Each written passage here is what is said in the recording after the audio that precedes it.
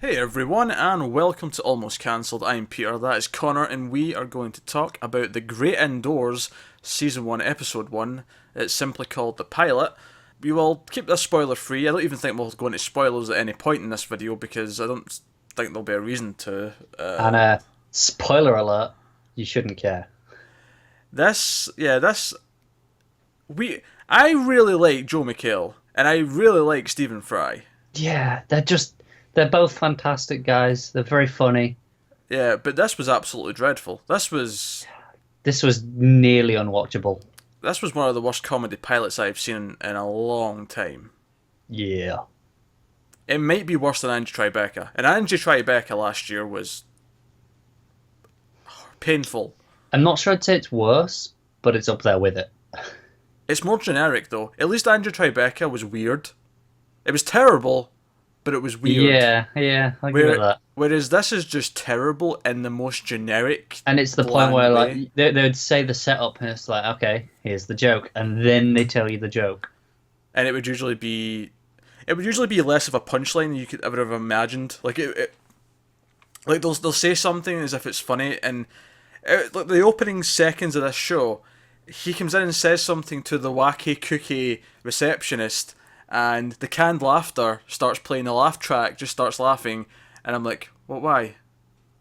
There wasn't a joke. Nothing funny happened, and it just kept happening. And do you know what it is? It's like I'm like, it's 2016. Why am I watching a show with this forced laugh track and the jokes are so obvious and terrible? And the only reason you know it's actually set in present day is because the one joke that they keep doing the entire episode is that Joe McHale's a little bit older, and all these millennials like the internet. Yeah, I don't think that's the one thing that sets it in prison. That is literally the entire show at this point. Oh, true. But that's what I'm saying though. Take that part of the show away. This would have been made in like 1992. Take that part of the show away, and you have no premise. No, that's not entirely true. Because this reminded me of so many shows from the 90s. All right. I've seen this show without the internet angle. I've seen Right, it multiple okay. times. You know, it's just that exact show again. If you take that away, this episode is probably about 3 minutes long. Probably. Because everything except for maybe 3 minutes revolves around that. But you could easily do it without. You could just do, because the whole thing is that his character is like a field sort of reporter for this wildlife magazine. He goes out and actually visits places and, you know, Does stuff. does stuff out in the wilderness and, you know, all that kind of thing. And he's forced to come back in and just work in the office. Now that could be a plot for a sitcom easily, Sure. regardless of internet, regardless of whatever present day things you want to throw into it. Yeah. So no, I disagree with that. That you couldn't do Alright. this without that. No, I mean, I don't mean the premise in general. I mean this specific show, considering that is like its entire angle. Like all of its jokes revolve around that.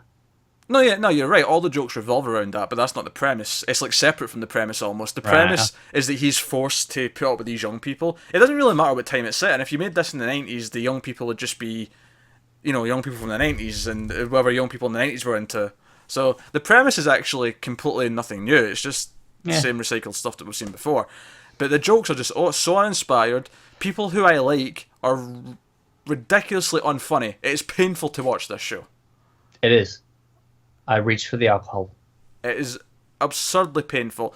You know, Stephen Fry is the boss. He like brings in his daughter, and it becomes abundantly clear right away that Joe McHale and his daughter had sex at one point at a retreat.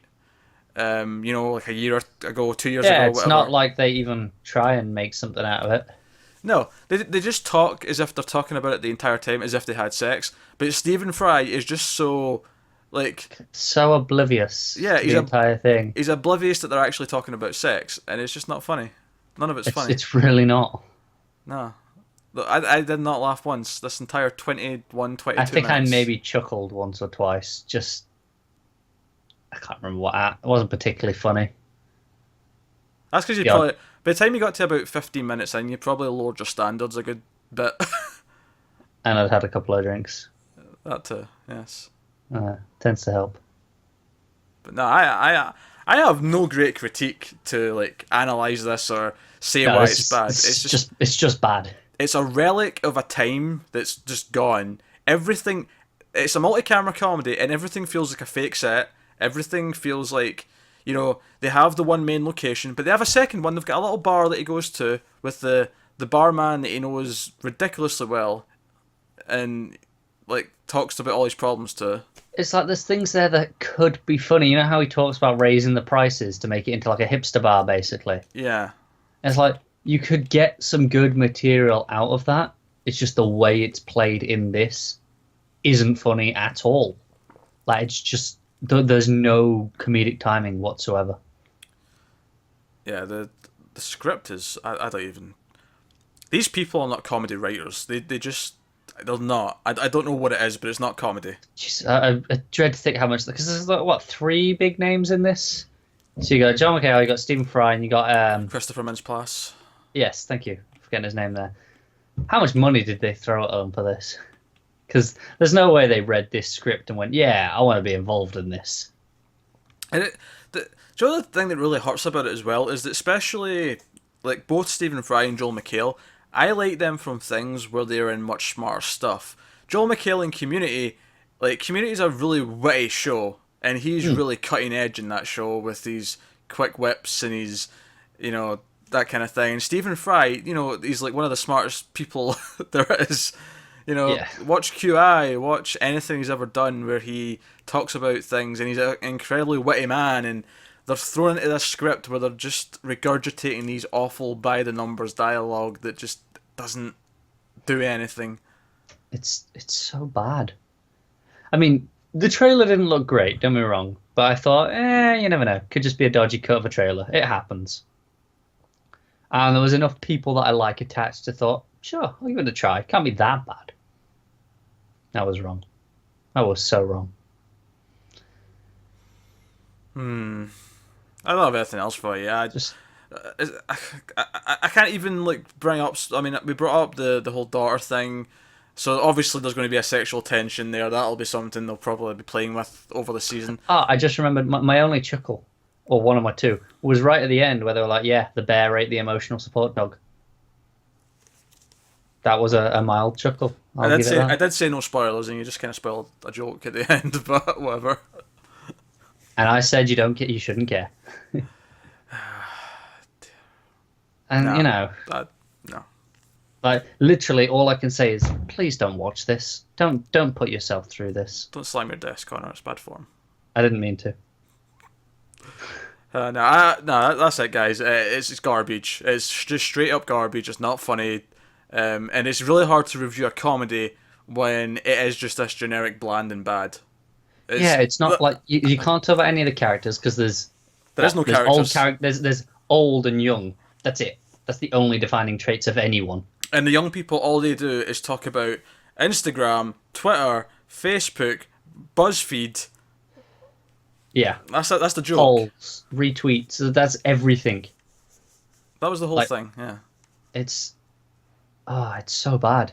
And Christopher Mintz-Plasse's character really looks up to Joel McHale's, and he wears the same shoes as him. And when he thinks he's offended him, he says, "I'm not fit to wear these shoes," like it's some sort of gesture. And it's like, this is stupid. This is not people.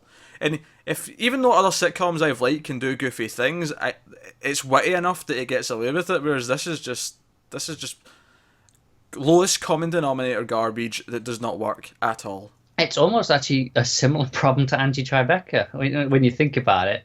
The idea that it could be good if it was witty, like the core ideas, but it's because it's just playing them as, nope, this is it. This is all we've got. It's just awful. I think that's true for almost any topic, though. Like any topic could be funny with the right wit attached to it. Yeah, it's not about the topic. I just mean the idea that they both kind of just played to really dumbed down, simplistic ideas and just momentary gags, whereas there was nothing to either of them. Yeah, I'll say this: within 20 seconds, I knew I hated this show, and 21 minutes later, I had not changed my mind. It was still terrible. Yeah, because I think I got maybe 30 seconds before I was like, no, I hate this. Yeah, it was immediately apparent. It was immediately apparent that this was a relic from a previous time that just does not work anymore. It doesn't. I don't know why they still try it. How have they not learned? Well, this is the thing, though. We hate this, but I bet you this will be a huge hit for CBS, and it'll get like 20 seasons because It better not be. I mean, Two and a Half Men was a hit. Two Broke Girls is still going on. That's true. Although I'll tell you what, I don't hate that anywhere near as much as I hate this. I can't remember the pilot of that enough to tell you if what one I hate more, but I hated that as well. So, Yeah, I watched a few episodes of that because I didn't instantly hate it. It wasn't good, don't get me wrong, but I didn't instantly hate it. But this I hated within 30 seconds. It's been a while since I've had a show that I hated that quickly. yeah. Let's wrap this up because we are kind of going in circles. That is The Great Indoors. Ideally, don't watch it. It's not worth your time at all. It's not worth the first minute, quite frankly. So hopefully this gets cancelled quickly so that these fantastic actors can go on and do better things elsewhere. So let us know what you thought of the episode if you were unfortunate enough to have watched it. And like and subscribe and all that jazz. It helps us out a lot. Thank you very much for watching. We'll see you next time.